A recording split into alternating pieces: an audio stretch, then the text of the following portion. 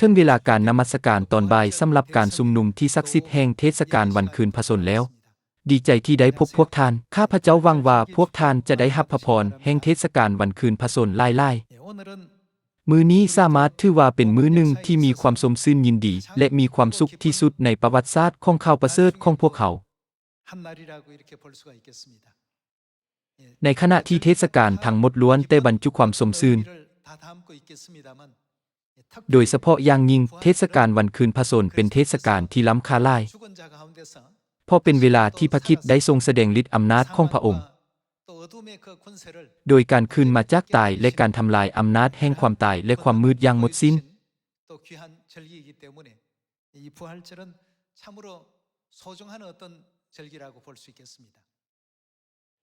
พระเยซูคริสต์ได้ทรงคืนมาจากตายและทรงปรากฏแก่สาวกของพระองค์หลายคนเป็นเวลา40 มื้อเพื่อแสดงให้เห็นและพิญาณว่าพระองค์ได้ทรงคืนพระชนม์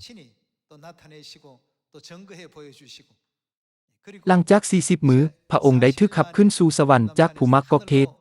และนำพาพวกเขาไปสู่การฉลองวันเสด็จขึ้นสู่สวรรค์บ่แม่นบ่เกินไปที่จะเว้าว่าเทศกาลที่ล้ำค่านี้คือเทศกาลวันคืนพระชนม์เป็นจุดเริ่มต้นของประวัติศาสตร์ในการฟื้นฟูของคริสตจักรตอนต้นผ่านเทศกาลเพนเทคอสต์ในมื้อที่50เมื่อพระวิญญาณบริสุทธิ์ฝนต้นฤดูได้ถูกทอกเทลงมาอย่างอุดมสมบูรณ์เมื่อก่อนผู้คนได้คิดว่าเมื่อคนเฮาตายไปทุกสิ่งก็ถึงจุดจบบ่แม่นบ่ดังนั้นพวกเขาจึงเชื่อว่าชีวิตจะสิ้นสุดและจบลงหลังจากความตาย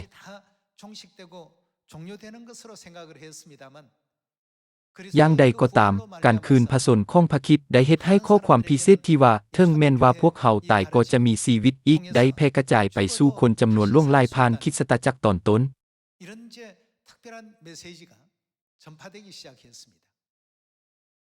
ด้วยเหตุนี้ถึงแม้นว่าจักรพรรดิลมจะกดขี่และข่มเหงหลายเพียงใดก็ตาม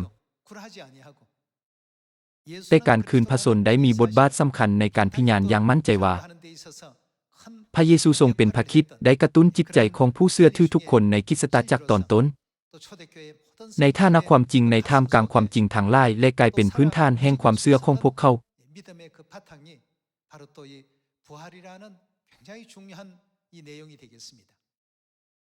ดังที่มีบันทึกไว้ในพระคัมภีร์ว่าเมื่อพระคริสต์ทรงเสด็จมาสู่โลกนี้ในมื้อสุดท้าย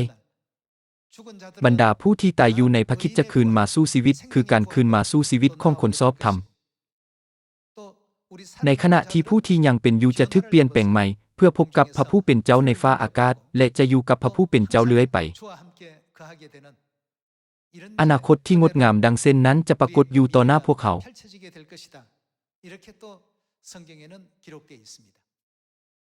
ดังนั้นการมีความหวังในการคืนมาสู่ชีวิตเป็นเรื่องสำคัญอย่างแท้จริงแม้นว่าชีวิตทั้งหมดในโลกนี้สิ้นสุดลงแต่บ่ได้หมายความว่ามันสิ้นสุดลงดังนั้นพวกเขาจึงกระเกียมและเกียมความพร้อมในมือนี้เพื่อโลกที่รุ่งเรืองและชีวิตที่จะมาถึงหลังจากมือนั้นพระคัมภีร์สร้างสอนพวกเขาว่าเมื่อชีวิตของพวกเขาในฐานะนักท่องเที่ยวในโลกนี้ซึ่งเป็นเพียงเวลาชั่วคราวได้สิ้นสุดลงชีวิตที่แท้จริงแห่งอาณาจักรสวรรค์จะเปิดเผยแก่พวกเขาบ่แม่นบ่โดยการสะสมพระพรแห่งจิตวิญญาณของอาณาจักรสวรรค์ให้หลายยิ่งขึ้นในโลกนั้นในขณะที่กำลังดำเนินชีวิตอยู่ในโลกนี้ขอให้พวกเขาเป็นผู้ที่บ่เสียใจในมือนั้นและบ่ได้ประภัยไว้เบื้องหลังเมื่อพวกเขาถูกขับเข้าสู่อาณาจักรสวรรค์แล้วก็จะบ่มีโอกาสอีกต่อไปบ่แม่นบ่ทุกๆสิ่งถูกตัดสินในขณะที่พวกเขาอยู่ในโลกนี้บ่แม่นบ่ดังนั้นตั้งแต่เวลานี้ไปขอให้พวกเขาอธิษฐานอย่างกระตือรือร้นหลายขึ้นประกาศอย่างภาคเพียรหลายขึ้นและคิดทบทวนถึงพระคำของพระเจ้าอย่างจริงจังหลายขึ้นข้าพเจ้าหวังว่าพวกท่านและข้าพเจ้าจะสามารถถ่ายทอดความหมายที่ถูกต้องของการคืนมาสู่ชีวิตแก่ทุกๆคนที่อยู่อ้อมข้างพวกเขามื้อนี้ขอให้พวกเขาทุกคนเปิดไปปึ้มลมนำกันลมบทที่1ข้อที่20ขอให้เฮามาเบิ่งในปึ้มอยู่บทที่1ข้อที่20 ตั้งแต่พระเจ้าได้สร้างโลกคุณสมบัติอันตาเห็นบ่ได้ของพระองค์คือฤทธานุภาพอันถาวรและความเป็นพระของพระองค์ก็เป็นที่ปรากฏให้เห็นอย่างจะแจ้งเขาเห็นว่ามีพระเจ้าด้วยสิ่งที่พระองค์ได้สร้างมาฉะนั้นเขาจึงบ่มีข้อแก้ตัวใดพระเจ้าทรงกล่าวว่าฤทธานุภาพอันถาวรและความเป็นพระของพระองค์ทึกเสื่องซ้อนไว้ในทุกสรรพสิ่งที่พระองค์ได้ทรงสร้างขึ้นเว้าอีกอย่างหนึ่งว่าพวกเขาสามารถสอบพบพระประสงค์ที่ศักดิ์สิทธิ์และยิ่งใหญ่ของพระเจ้าได้ในการเนรมิตสร้างของพระองค์ดังนั้นเพื่อที่จะเข้าใจความเป็นพระของพระองค์และฤทธานุภาพอันถาวรอย่างชัดเจนพวกเขาจำเป็นต้องศึกษาการเนรมิตสร้างของพระองค์นี้แม่นสิ่งที่พระคัมภีร์สั่งสอนพวกเขาขอให้เฮามาเบิ่งในปึ้มโดบบทที่25ข้อที่5ลบบทที่25ข้อที่5มีบันทึกไว้ว่าในสายตาพระองค์แล้วแม้นแต่เดือนก็บ่แจ้งทอทางดวงดาวต่างๆด้วยก็บ่ใส่แจ้งทันแล้วคนที่เป็นแต่ดักแดและตัวนอนเดเขาจะมีคุณค่าหยังต่อสายตาของพระเจ้าพระคำข้อนี้อธิบายว่าพวกเขาเป็นสิ่งมีชีวิตที่สามารถทึกเบิ่งเห็นได้เพียงแต่ในขอบเขตสายตาของพระเจ้าเท่านั้นมีบันทึกไว้ในพระคัมภีร์ว่าพวกเขาเป็นดังดักแดและเป็นเพียงตัวนอนแต่ในท่ามกลางสิ่งเหล่านี้พระเจ้าบ่ได้ทรงประทิมพวกเขาแต่ทรงเปลี่ยนแปลงพวกเขาทุกคนไปสู่ความสว่างแห่งสง่าราศีที่รุ่งเรือง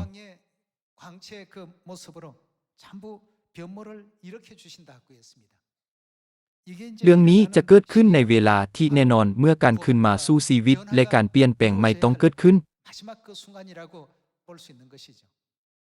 บรรดาผู้ที่ตายไปจะคืนมาสู่ชีวิตตามพระประสงค์ของพระเจ้าและผู้ที่ยังมีชีวิตอยู่จะถูกเปลี่ยนแปลงใหม่เมื่อสิ่งนี้สำเร็จเป็นจริงพวกเขาจะบ่เป็นดังดักแดหรือตัวนอนอีกต่อไปแต่จะถูกเปลี่ยนแปลงใหม่อย่างงดงามเป็นทูตสวรรค์ที่สวมใส่ด้วยสุดแห่งความสว่างที่ส่องแสงอันรุ่งเรืองนี้แม่นเหตุผลที่ชัดเจนว่าเป็นหยังมันจึงสำคัญหลายสำหรับพวกเขาที่จะรับเอาความหวังแห่งการขึ้นมาสู่ชีวิตผ่านเทศกาลวันคืนพระชนในมื้อนี้ขอให้เฮาเปิดไป1โครินโธบทที่15 1โครินโธบทที่15ข้อที่12บัดนี้ในเมื่อมีการประกาศทั่วไปว่าพระคริสต์ได้เป็นคืนมาจากตายด้วยเหตุใดพวกเจ้าบางคนจึงเว้าว่าคนตายจะบ่เป็นคืนมาสู่ชีวิตถ้าสิ่งที่เขากล่าวนั้นเป็นจริงก็หมายความว่าพระคริสต์บ่ได้เป็นคืนมาคือกันพระเจ้าได้ทรงสั่งสอนและแจ้งให้ผู้เชื่อถือของคริสตจักรตอนต้นรู้เกี่ยวกับเวียกงานแห่งการคืนมาสู่ชีวิตโดยผ่านการคืนพระชนของพระองค์แต่มีบางคนในท่ามกลางพวกเขาที่หักล้างและต่อต้านคำสั่งสอนของพระเจ้านั้นแม่นเหตุผลที่อัครทูตโปลได้อธิบายเรื่องนี้แก่ชาวโครินโธดังนี้ข้อที่14และถ้าพระคริสต์บ่ได้ถูกบันดาลให้เป็นคืนมาจากตายพวกเขาก็บ่มีหยังที่จะประกาศและพวกเจ้าก็บ่มีหยังที่จะเชื่อถ้าองค์ประกอบของการคืนมาสู่ชีวิตถูกตัดออกจากความเชื่อของพวกเขาปัญหาใหญ่ก็จะเริ่มเกิดขึ้นในความเชื่อของพวกเขาดังนั้นพระคริสต์เองจึงทรงเป็นคืนมาจากตายหลังจาก3 มื้อและพระองค์ได้ทรงปรากฏแก่บรรดาสาวกของพระองค์และได้พิสูจน์การคืนพระชนของพระองค์แก่พวกเขาเป็นเวลา40 มื้อโดยสั่งสอนพวกเขาว่าพวกเขาควรสำเร็จภารกิจและบทบาทในฐานะผู้พิญญาณเพื่อพิญญาณถึงสิ่งทั้งหมดเหล่านี้ในซามาเรียและจนถึงที่สุดแผ่นดินโลกขอให้เฮามาเบิ่งในข้อที่28ขอให้เฮามาเบิ่งข้อที่28แต่เมื่อทุกสิ่งถูกปรับให้อยู่ใต้การปกครองของพระคริสต์แล้วต่อไปพระองค์เองคือพระบุตรก็จะยอมอยู่ใต้พระเจ้าผู้ที่ปรับทุกสิ่งให้อยู่ใต้พระองค์และพระเจ้าก็จะปกครองเหนือทุกสิ่งอย่างครบถ้วน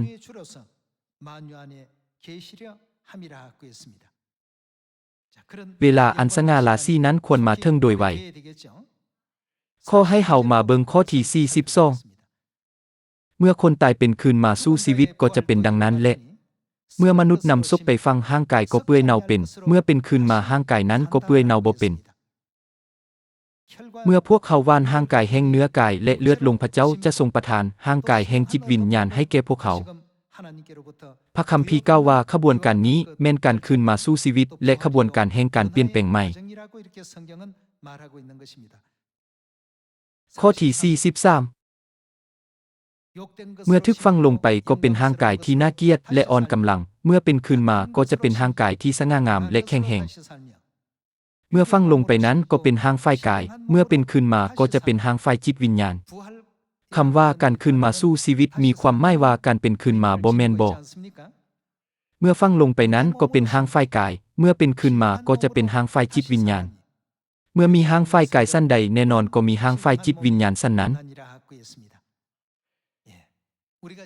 ถึงแม้นว่าตอนนี้พวกเขาอยู่ในรูปแบบฝ่ายกายแต่พวกเขาจะคืนมาสู่ชีวิตและทึกเปลี่ยนแปลงในอนาคตอันไกลนี้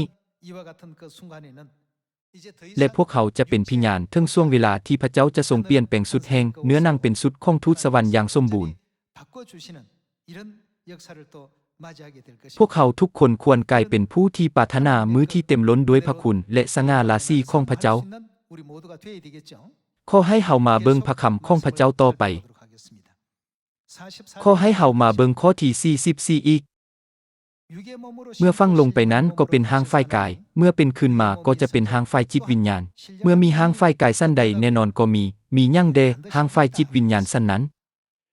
พระคัมภีร์สร้างสอนพวกเขาว่าดังที่มีห่างฝ่ายกายก็มีห่างฝ่ายจิตวิญญาณที่เป็นของสวรรค์อย่างแน่นอน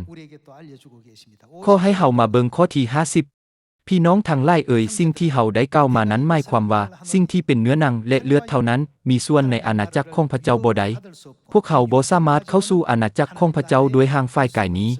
นั้นแม่นเหตุผลที่ว่าเป็นหยังการเปลี่ยนแปลงและการคืนมาสู่ชีวิตจึงจำเป็นสิ่งที่เป็นเนื้อหนังและเลือดเท่านั้นมีส่วนในอาณาจักรของพระเจ้าบ่ได้และกายที่เปื่อยเน่ามีส่วนในกายที่บ่เปื่อยเน่าก็บ่ได้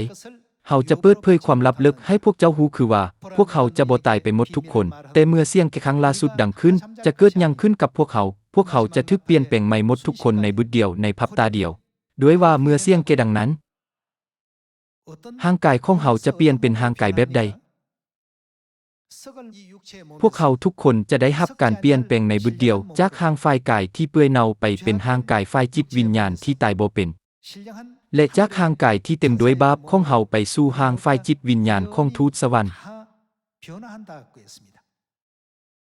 พวกเขาจะถูกเปลี่ยนแปลงใหม่หมดทุกคนในบุดเดียวข้อที่52ด้วยว่าเมื่อเสียงดังนั้นคนตายแล้วจะเป็นคืนมาคือบ่ตายอีกจักเทื่อและพวกเขาก็จะเกิดหยังขึ้นกับพวกเขาจะมีร่างกายใหม่หมดทุกคนด้วยว่าสภาพซึ่งต้องเปื่อยเน่าของพวกเขานี้ต้องถูกเปลี่ยนแปลงสู่สภาพที่บ่เปื่อยเน่าจักเทื่อสิ่งที่ตายเป็นต้องถูกเปลี่ยนแปลงสู่สิ่งที่ตายบ่เป็นดังนั้นเมื่อใดสภาพที่เปื่อยเน่าได้สวมสภาพที่บ่เปื่อยเน่าและกายที่ตายได้สวมกายที่ตายบ่ได้เมื่อนั้นและข้อความที่เขียนไว้ในพระคัมภีร์ก็จะกลายเป็นจริงความตายได้ถูกทำลายซะแล้วและความมีใส่ก็ครบถ้วนซะแล้วพวกเขาสามารถถือได้ว่าความหวังของการคืนมาสู่ชีวิตเป็นสิ่งหนึ่งที่สำคัญที่สุดที่พวกเขาต้องมีในตอนที่พระบิดาทรงอยู่ในโลกนี้พระองค์ทรงเคยอธิบายเกี่ยวกับการเปลี่ยนแปลงสภาพของพวกเขาให้พวกเขาสามารถเข้าใจได้ง่ายโดยผ่านขบวนการของตัวอ่อนใต้ดินที่เปลี่ยนเป็นจักรจันทร์ข้าพเจ้าเดาว่าหลายท่านคงจะบ่ฮู้เรื่องนี้เนื่องจากปัจจุบันบ่มีการเฮ็ดฟาร์มหลายปานใดผู้ที่เคยอาศัยอยู่ในเขตชนบทอาจจะจื้อได้ในสถานที่เช่นนานพักกะหล่ำปีหรือนานพักสลัดมีสิ่งที่มีชีวิตน้อยๆอยู่ในดินพวกมันแม่นตัวจักรจันทร์พวกมันอยู่ใต้ดินประมาณ 6-7 ปีลอกคาบและเปลี่ยนเป็นจักรจันทร์เมื่ออยู่ในระยะตอนใต้ดินพวกมันจะเบิ่งบ่งดงามเลยถึงแม้นว่าพวกมันจะเบิ่งขี้หายหลายแต่เมื่อพวกมันกลายเป็นจักรจันทร์และบินอย่างแข็งแรงในท้องฟ้าพวกมันก็เบิ่งงดงามอย่างแท้จริงพระบิดาได้ทรงกล่าวว่าถึงแม้นว่าปัจจุบันนี้พวกเขากำลังสวมสุดแห่งร่างกายที่บ่เกี่ยวกับจิตวิญญาณแต่พวกมันจะถูกเปลี่ยนแปลงเป็นร่างฝ่ายจิตวิญญาณในอาณาจักรสวรรค์และถึงแม้นว่าตอนนี้พวกเขาจะมีร่างกายที่ตายเป็นแต่พระเจ้าจะทรงเปลี่ยนให้เป็นร่างกายที่ตายบ่เป็นโดยทันที ขบวนการเดียวกันนี้จะเกิดขึ้นเมื่อผู้ที่ตายไปแล้วได้ขึ้นมาสู่ชีวิตและผู้ที่ยังมีชีวิตอยู่ได้ถูกเปลี่ยนแปลงใหม่ซึ่งส่งผลให้พวกเขาเพลิดเพลินกับชีวิตนิรันดร์และพระพรในอาณาจักรของพระเจ้าตลอดไปฉะนั้นอย่าถือว่าห่างฝ่ายกายของพวกเขาในโลกนี้เป็นทั้งหมดของการดำรงอยู่ของพวกเขาเมื่อพวกเขาเปลี่ยนแปลงไปสู่มิติที่สูงกว่าดังมิติที่4หรือมิติที่5ซึ่งแตกต่างจากมิติในปัจจุบันพวกเขาทุกคนต้องกลายเป็นผู้ที่จะเพลิดเพลินกับชีวิตนิรันดร์และพระพรในบ้านเกิดแห่งจิตวิญญาณดั้งเดิมของพวกเขาขอให้เฮามาเบิ่งในปื้มฟิลิปปีบทที่3ข้อที่20แต่บ้านเมืองของพวกเขาอยู่ในสวรรค์และพวกเขาก็คงคอยท่าด้วยใจร้อนหนพระผู้โพธิ์ช่วยให้พ้นของพวกเขาพระเยซูคริสต์เจ้ามาจากสวรรค์พระองค์จะทรงเฮ็ดหยังเปลี่ยนแปลงร่างกายอันอ่อนแอและต้อยต่ำของพวกเขานั้นแม่นร่างฝ่ายกายของพวกเขาให้เป็นดังร่างกายอันสง่าราศีของพระองค์โดยใช้ฤทธิ์อำนาจที่สามารถปราบสรรพสิ่งให้ลงใต้การปกครองของพระองค์เพื่อที่จะมีส่วนร่วมในสง่าราศีดังกล่าวพวกเขาต้องอยู่ในซีโอนและดำเนินชีวิตแห่งความเชื่อด้วยการเชื่อฟังคำสั่งสอนของพระเจ้าและข้อคำสั่งแห่งความจริงอย่างครบถ้วนบ่แม่นบ่ดังนั้นพวกเขาจึงสามารถเว้าได้ว่ามันเป็นช่วงเวลาแห่งการคืนมาสู่ชีวิตและการเปลี่ยนแปลงใหม่เมื่อร่างกายที่ต่ำต้อยของเฮาถูกเปลี่ยนเป็นร่างกายอันสง่าราศีโดยสมบูรณ์ขอให้เปิดไปในปื้ม1เทสาโลนิกบทที่4ขอให้เฮามาเบิ่งใน1เทสาโลนิกบทที่4ข้อที่14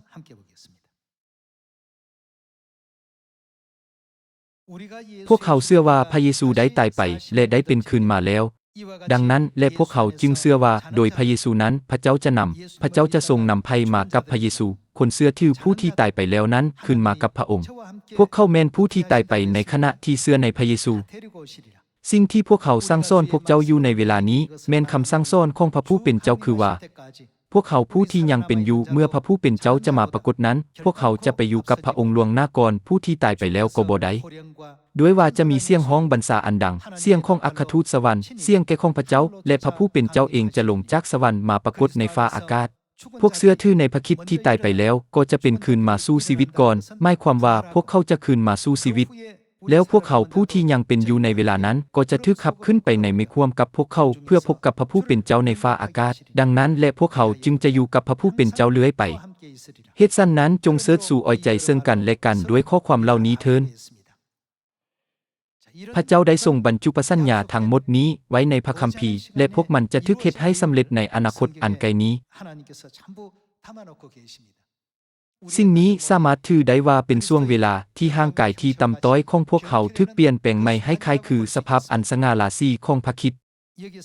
ในที่นี้กล่าวเลื่อยๆว่าร่างกายที่ต่ำต้อยของพวกเขาจะถูกเปลี่ยนแปลงในพริบตาเดียวบ่แม่นบ่ใน1เทสาโลนิกบทที่4ข้อที่14มีบันทึกไว้ว่าโดยพระเยซูนั้นพระเจ้าจะให้คนเชื่อถือผู้ที่ตายไปแล้วนั้นคืนมากับพระองค์สิ่งที่พวกเขาสั่งสอนพวกเจ้าอยู่ในเวลานี้แม่นคำสั่งสอนของพระผู้เป็นเจ้าคือว่าพวกเขาผู้ที่ยังเป็นอยู่เมื่อพระผู้เป็นเจ้าจะมาปรากฏนั้นพวกเขาจะไปอยู่กับพระองค์ล่วงหน้าก่อนผู้ที่ตายไปแล้วก็บ่ได้ด้วยว่าจะมีเสียงฮ้องบรรษาอันดังเสียงของอัครทูตสวรรค์เสียงแก่ของพระเจ้าและพระผู้เป็นเจ้าเองจะลงจากสวรรค์มาปรากฏในฟ้าอากาศพวกเชื่อถือในพระคริสต์ที่ตายไปแล้วก็จะเป็นคืนมาสู่ชีวิตก่อนแล้วพวกเขาผู้ที่ยังเป็นอยู่ในเวลานั้นก็จะถูกขับขึ้นไปในเมฆร่วมกับพวกเขาเพื่อพบกับพระผู้เป็นเจ้าในฟ้าอากาศหลังจากนั้นพวกเขาจะอยู่กับพระผู้เป็นเจ้าเรื่อยไปถ้าอย่างนั้นเรื่องนี้จะเกิดขึ้นอยู่ไสเรื่องนี้จะเกิดขึ้นอยู่ในอาณาจักรสวรรค์ที่นิรันดร์ดังนั้นความหวังของการคืนมาสู่ชีวิตที่พระองค์ได้ทรงประทานให้นั้นจึงเป็นความหวังแห่งพระคุณอย่างแท้จริงผู้คนในโลกมักเว้าว่าเมื่อเจ้าตายนั้นแม่นจุดจบแต่ในพระคริสต์บ่เคยมีคำเว้าดังเช่นนั้นความตายบ่แม่นจุดจบของทุกสิ่ง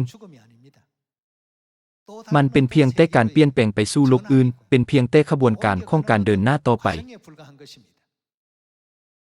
เพราะฉะนั้นข้าพเจ้าจึงเชื่อในอาณาจักรของพระเจ้าที่จะมาถึงหลังจากความตาย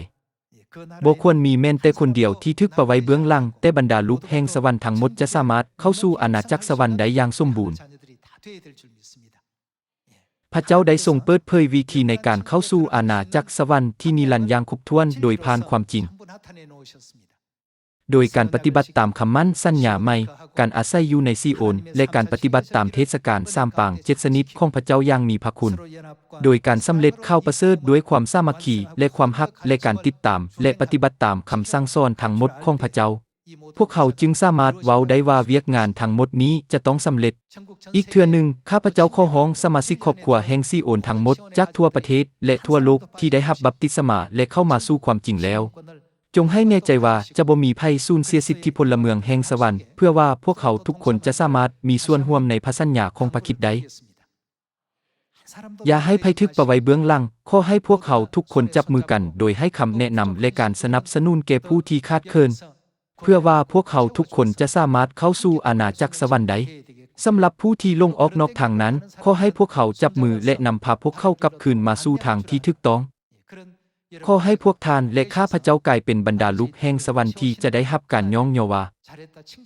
ดีไล่เมื่อพระบิดาทรงกลับคืนมายังโลกนี้โดยเริ่มจากเทศกาลปัสกาและการอธิษฐานอดอาหารในเทศกาลกินข้าวจีบ่มีเสื้อแป้งจนถึงเทศกาลวันคืนพระชนในมื้อนี้บรรดาสมาชิกครอบครัวแห่งซีโอนทั้งหมดได้พยายามอย่างยิ่งเพื่อปฏิบัติตามเทศกาลฤดูใบไม้ผลิข้าพเจ้าอธิษฐานว่าในช่วงเวลาที่ยังเหลือนี้ขอให้พระพรอันอุดมสมบูรณ์แห่งพระวิญญาณบริสุทธิ์จะทึกประทานให้แก่ทุกครอบครัวและทุกคริสตจักรและขอให้ทุกคนได้มีส่วนในการคืนมาสู่ชีวิตที่สวยงามโดยทึกหุ้มห่อด้วยพระพรและพระคุณแห่งพระวิญญาณบริสุทธิ์ที่พระเจ้าทรงประทานให้เพื่อประทานความหวังนั้นให้แก่พวกเขาพระคริสต์ได้ทรงฝากประวัติศาสตร์แห่งการคืนพระชนของพระองค์ไว้โดยการเป็นคืนมาจากตายในตอนรุ่งเช้าเมื่อ 2,000 ปีก่อนเนื่องจากพระองค์ได้ทรงย่างในทางนี้ก่อนเพื่อปลุกพวกเขาถึงความจริงที่ว่าพวกเขาทุกคนก็สามารถเฮ็ดเช่นเดียวกันได้ในที่สุดพวกท่านและข้าพเจ้ายังจะถูกคุมด้วยห่างแห่งจิตวิญญาณอันสง่าราศีบ่แม่นด้วยเนื้อหนังและเลือดที่พวกเขามีในปัจจุบันร่างกายของพวกเขาจะบ่เป็นดังดักแด้แต่จะเป็นดังจักจั่นหรือแมงบีซึ่งบอยบินไปตามท้องฟ้าอย่างแข็งแรงและอิสระตัวอ่อนแมงบีอาศัยอยู่ในน้ำและตัวอ่อนจักจั่นอาศัยอยู่ใต้ดินเป็นเวลา7 ปี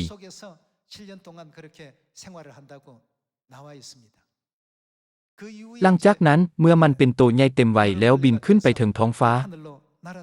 พวกเขาเห็นว่ามันแสดงออกในรูปแบบที่แตกต่างกันอย่างสิ้นเชิงจากรูปร่างเดิมของมันแม้แต่อยู่ในหลักเกณฑ์ของโลกนี้พวกเขาก็สามารถเข้าใจได้ว่าการเปลี่ยนแปลงดังกล่าวจากรูปแบบหนึ่งไปเป็นอีกรูปแบบหนึ่งแม้นเป็นไปได้พระเจ้าได้ทรงแสดงให้พวกเขาเห็นเรื่องนี้โดยผ่านสิ่งต่างๆในโลกนี้พวกเขาอาจจะเบิ่งด้วยวิธีนี้ในตอนนี้แต่เนื่องจากพวกเขาทุกคนจะมีสภาพแห่งสวรรค์ที่สุขใสในอนาคตอันไกลนี้ข้าพเจ้าขอให้พี่น้องสายเศร้าทั้งหมดในซีโอนไฟฟันและวางเทิงอนาคตนั้นและถวายพระเกียรติและสรรเสริญแด่พระบิดาแห่งสวรรค์และพระมารดาแห่งสวรรค์อยู่เสมอหวังว่าพวกท่านจะพบพระคุณในข้อความของมือนี้ข้าพเจ้าขอจบเทศนาของตอนบ่ายนี้ในเทศกาลวันคืนพระชนไว้ในเวลานี้ขอขอบใจ